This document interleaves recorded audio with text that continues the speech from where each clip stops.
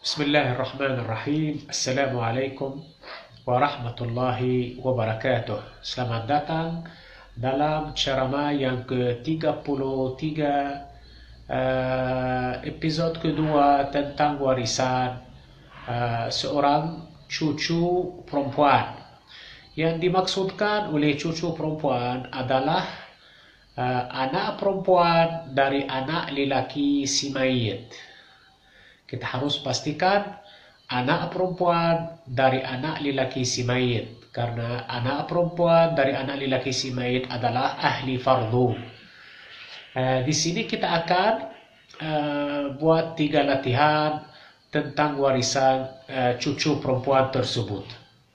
Latihan pertama, al-mithalul awal. Sekiranya si mayit meninggalkan seorang istri, seorang ibu, seorang anak lelaki, dan cucu perempuan. Maksudnya cucu perempuan adalah anak perempuan dari anak lelaki. Di sini si istri akan dapat 1/8 fardu karena si mayit mempunyai anak lelaki dan cucu perempuan. Maksudnya ada keturunan.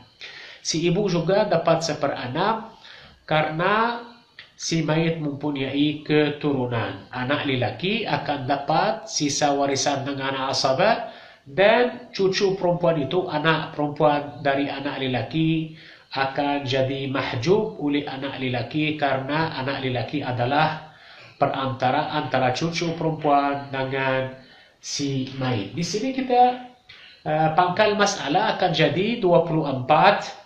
1/8 itu 3 saham untuk si istri, 1/6 untuk ibu itu 4 saham, dan 17 saham asabah untuk anak laki-laki. Kita bisa jelaskan latihan itu melalui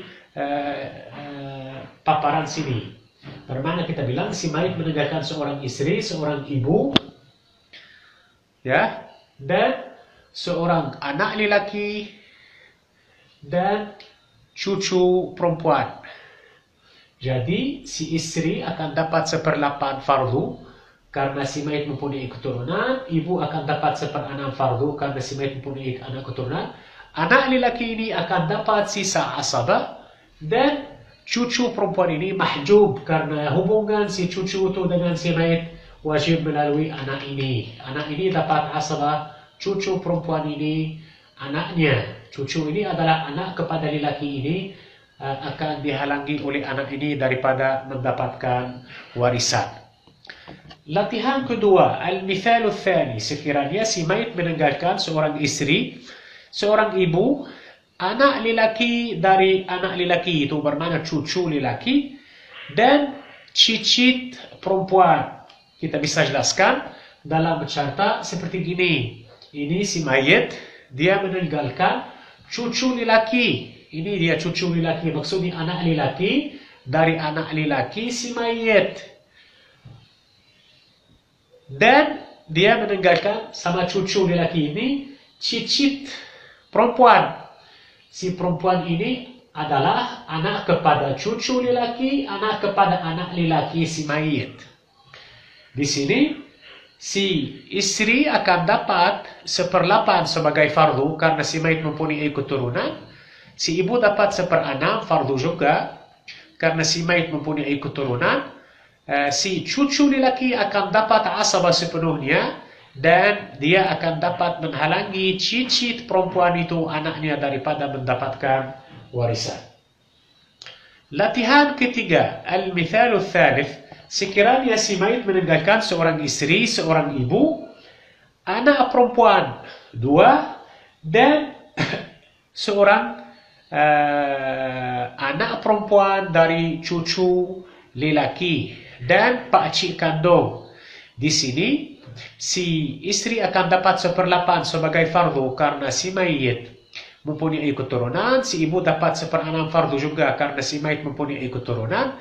Anak perempuan 2 akan dapat 2/3 fardu, dan anak perempuan dari cucu lelaki mahjub oleh anak perempuan 2 karena anak perempuan 2 telah mencukupi 2/3 fardu segala perempuan, anak perempuan.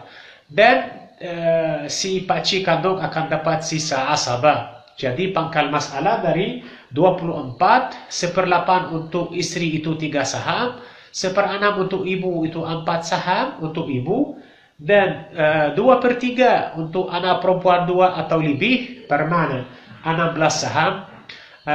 Tinggal 1 saham untuk pakcik kandung, dan anak perempuan dari cucu lelaki tak dapat apa-apa.